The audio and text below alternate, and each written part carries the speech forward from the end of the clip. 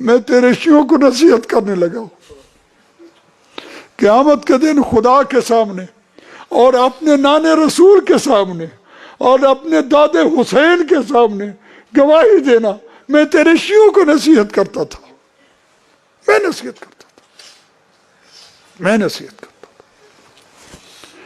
عرض کر رہا تھا کہ زیارت کی قبولیت کی نشانی یہ ہے کہ زیارت کے بعد میرے اور آپ کے کریکٹر میں واضح مثبت تبدیلی آئے۔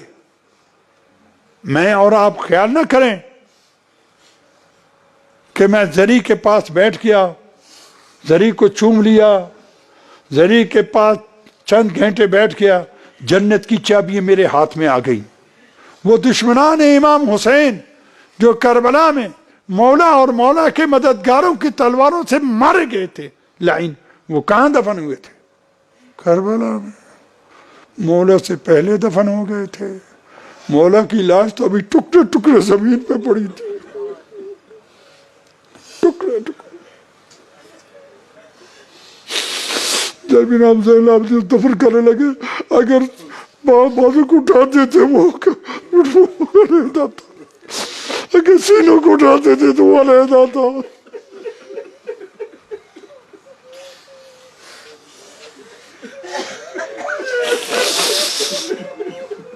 مولا کی لاش تو ٹکڑے ٹکڑے پڑی تھی، یہ ملعون دفن ہو گئے تھے۔ وہ 1400 سال سے کربلا میں ہیں۔ اگر زری کے پاس بیٹھنا کافی ہے تو استغفر اللہ، وہ جنت کے مالک ہو گئے ہوں گے۔ میری ان تمام باتوں کا مطلب یہ نکلا کہ صرف زری کے پاس بیٹھنا اور چومنا اور ہاتھ لگانا، بوسہ دینا، یہ جنت میں جانے کے لیے کافی نہیں ہے۔ تو کیا کریں؟ میری اور آپ کی زیارت قبول ہو۔ زیارت قربتیں ہر امام کی، خصوصاً امام حسین کی زیارت قربتیں اللہ کیجیے۔ دیکھیے امام حسین نے اپنا سر خدا کی راہ میں دیا تھا، قربتیں اللہ دیا تھا، ہم بھی اس کی زیارت قربتیں اللہ کریں گے۔ جو آپ کو حاجتیں ہیں وہ زیارت کے بعد، جیسے آپ صبح ظہر مغرب عشاء کی نمازیں پڑھتے ہیں انشاءاللہ، جب حاجت ہوتی ہے نماز کے بعد، نماز قربتیں نہ ہوتی ہے، اور اس کے بعد حاجتیں خدا سے طلب کرتے ہیں۔ اس طرح زیارت مولا کی قربتیں اللہ کریں گے، اور اس کے بعد اپنی حاجتیں مولا کا واسطہ دے کر خدا سے اپنی حاجتیں طلب کریں گے۔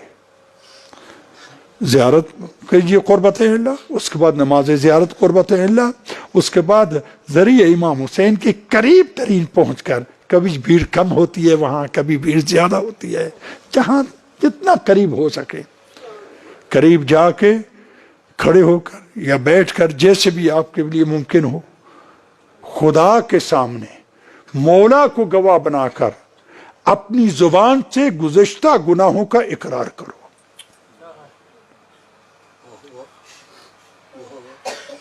اے خدایا، میں تیرے سامنے، اور اشارہ کرو تیرے پیارے حسین کے سامنے اقرار کرتا ہوں، مثال کے طور پر اس دن مجھ سے نماز صبح قضا ہو گئی، میں نے صبح نہیں پڑھی تھی، اس دن میں نے جھوٹ بولا تھا، اس دن میں نے مومن کی غیبت کی تھی، اس دن میں نے یہ کیا، اس دن ایک مومن شیعہ کو میں نے اپنی آنکھ سے ڈرایا تھا۔ ارے شیعہ کو ڈرایا تھا تم نے،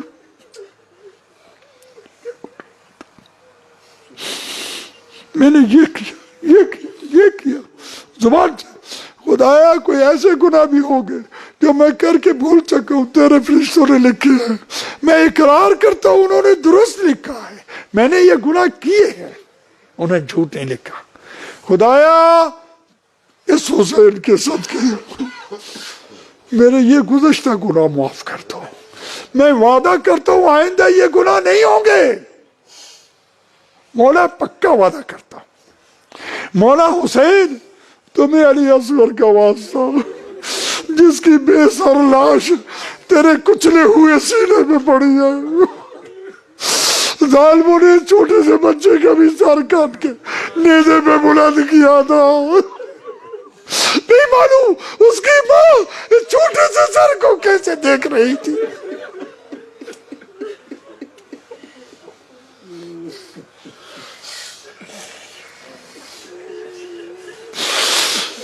مولا حسین تمہیں علی اصغر کا واسطہ میرے یہ گزشتہ گناہ خدا سے معاف کروا دو شفاعت کر کے، میں وعدہ کرتا ہوں آئندہ یہ گناہ نہیں ہوگے، آئندہ نہیں ہوگے، نہیں ہوگے، نہیں ہوگے۔ مولا خدا سے وعدہ کیا ہے، مولا حسین سے وعدہ کیا ہے، علی اصغر سے وعدہ کیا ہے، اب وہ گناہ نہیں ہوں گے نا۔ اب نماز کو دیر نہیں ہوتی ہے، اب غیبت نہیں ہوتی ہے، نہ سنتی ہے، اب آنکھ ادھر ادھر نہیں جاتی ہے، جہاں دیکھنا چاہے نہیں ہے۔ خدا شاہد ہے، ہماری معتبر کتابوں میں ہے کہ جو آنکھ مرد کی ہو یا عورت کی ہو نامحرم کو دیکھتی ہے، اس قیامت کے دن لوہے کی سیخوں سے اس کی گرم جہنم میں گرم کر کے اس کی آنکھ پہ ماری جائے گی۔ اس نے کیا تھا، اس آنکھ سے دیکھا تھا، اگر وہ توبہ سے پہلے مر گیا تھا۔ خدا اب تو مولا سے وعدہ کیا ہے، اب نہیں ہوں، اب آنکھ ادھر ادھر نہیں جاتی ہے، اب نماز کو دیر نہیں ہوتی ہے۔ کوئی آپ کو پوچھے تم ایسے نہیں تھے، تمہیں کس نے درست کیا؟ کہو جس نے حضرت حور کو درست کیا تھا، مجھے اس حسین نے درست کیا ہے، جس حسین نے حضرت وہب کو عیسائیت سے نکال کر مسلم بنا کر شہادت کا درجہ عطا کر کے جنت میں داخل کر دیا، مجھے اس حسین نے درست کیا ہے۔ اور اگر ہمیں کوئی درستی نہ ہوئی، معذرت چاہتا ہوں، آپ نے وعدہ کیا نصیحت سننے کا، گویا کہ ہم کالے دل سے آئے تھے، کالے دل سے واپس آ رہے ہیں۔ اگر درست نہ کالے دل سے۔ میرے بھائیو بیٹو، کچھ گناہ کبیرہ، ایسے گناہ کبیرہ کی یہ ہے کہ ایسا گناہ کہ اگر انسان توبہ سے پہلے مر گیا تو سیدھا جہنم میں جائے گا، اس کو شریعت میں گناہ کبیرہ یا گناہ بزرگ کہتے ہیں۔ بہت سارے گناہ کبیرہ ایسے ہیں جن کو اکثر لوگ گناہ نہیں سمجھتے، بڑی مصیبت ہے، دن رات کرتے ہیں کیونکہ اس کو گناہ نہیں سمجھتے، ہمیشہ کرتے ہیں۔ یہ بڑی، اگر علماء سے بھی نہیں پوچھتے اور گناہ بھی کرتے ہیں تو کب پتہ چلے گا؟ جب اسرائیل نے روح قبض کرنے شروع کر دی، فرشتے دکھائیں گے تم یہ گناہ کرتے تھے، یہ گناہ کرتے تھے، اب توبہ نہ، توبہ کا دروازہ بند ہو گیا ہے۔ جب روح نکلنی شروع ہو جائے، قرآن میں صاف آیت ہے کہ توبہ کا دروازہ بند ہو جاتا ہے اور فرشتے جہنم میں گرم کیے ہوئے کوڑے کھڑے لے کے کھڑے ہوں گے، اب آؤ تمہیں بتاتے ہیں۔ میں مومنین مومنات کو بعض ان گناہوں کی طرف متوجہ کرنا چاہتا ہوں جن کو اکثر لوگ گناہ نہیں سمجھتے۔ میں دوبارہ پوچھ رہا ہوں، وعدہ کیا ہے نا نصیحت سننے کا، غصے میں نہیں آئیں گے نا انشاءاللہ۔ ان گناہوں میں سے، گناہ کبیرہ میں سے ایک داڑھی مڑانا گناہ کبیرہ ہے۔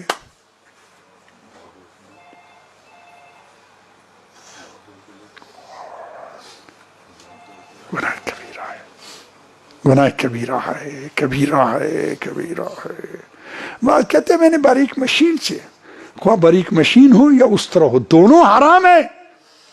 داڑھی کے اتنے لمبے بال ہونے چاہیے اب ان کو کنگھی کر سکیں، اس سے تھوڑی کافی نہیں ہے۔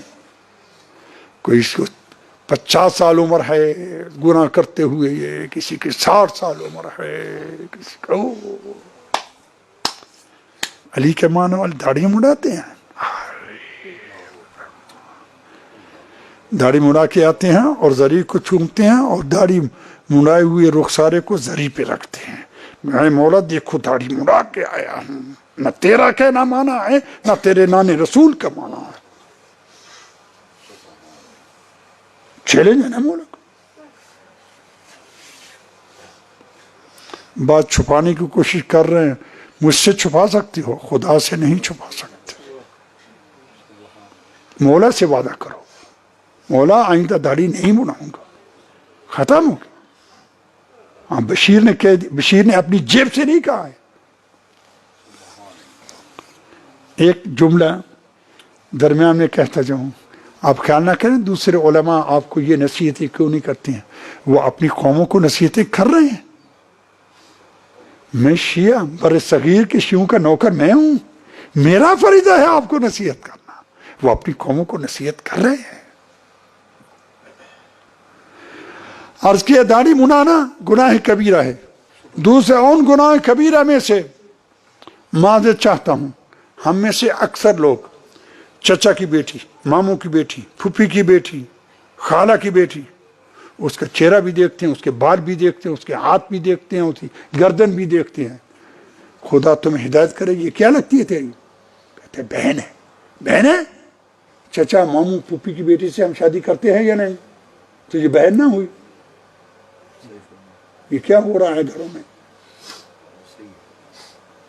اپنے بھائی کی بیوی، چھوٹے بھائی بڑے بھائی جس کو ہم بھابھی کہتے ہیں، اس سے خوب مذاق ہوتا ہے، اس کا منہ دیکھتے ہیں، گلا دیکھتے ہیں، سب کچھ ارے بال پاؤں دیکھتے ہیں۔ کیا لگتی ہے تیری؟ یہ بہن ہے۔ بہن ہے تو تیرے بھائی نے اسے شادی کیسے کی ہے؟ بہنوں سے شادی ہوتی ہے؟ استغفر اللہ۔ اپنی بیوی کی بہن جس کو ہم سالی کہتے ہیں، خوب مذاق ہوتا ہے، جو ہی نکاح ہوا تو سالی سے مذاق شروع ہو گیا۔ کیا لگتی ہے تیری؟ یہ کہتے بہن ہے۔ بہن ہے تو اس بہن سے شادی کیسے کی ہے تم نے؟ جھوٹ بولتے ہو، جھوٹے پہ خدا کی لعنت ہے قرآن میں۔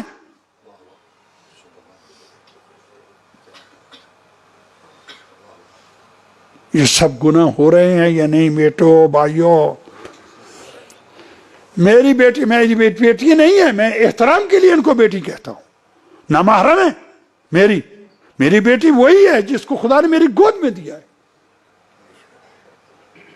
این بیٹیوں سے پوچھتا ہوں جو جوان ہیں، 9 سال سے 60 سال تک صحیح شادی جوان سمجھی جائے گی، 9 سال سے 50 سال تک غیر صحیح شادی جوان سمجھی جائے گی۔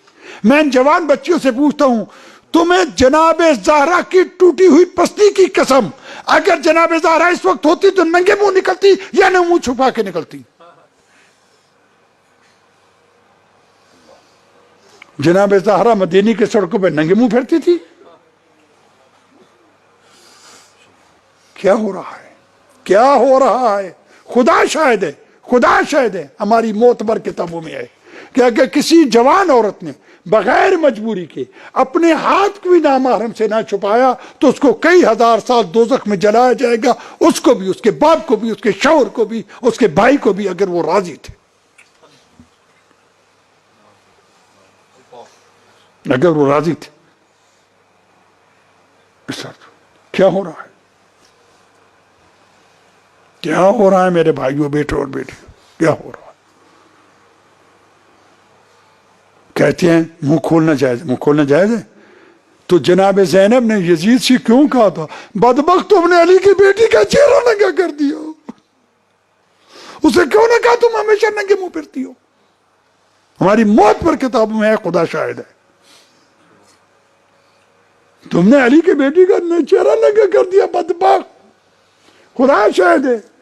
ایک دفعہ رسول اسلام اپنے ایک بہت نیک صحابی تھا، وہ اندھا تھا اور بوڑھا بھی تھا، وہ اتنا نیک تھا کہ رسول کی زندگی میں وفات پا گیا، رسول نے خود اس کو قبر میں اتارا تھا اور اس پہ آنسو بھی بہائے تھے، اتنا نیک صحابی۔ اس کے ساتھ رسول اسلام جناب زہرا کے دروازے پہ آئے، دروازہ کھٹکھٹایا، گویا کہ رسول مجھے آپ بتا رہے تھے اپنی بیٹی کے گھر بھی بغیر اجازت کے داخل نہ ہو جاؤ، بیٹی کے گھر میں آؤ بابا اندر آ جاؤ۔